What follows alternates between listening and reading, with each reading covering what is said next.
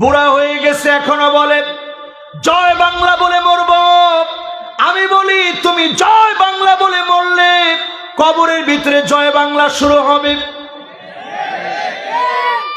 ঠিক নেই?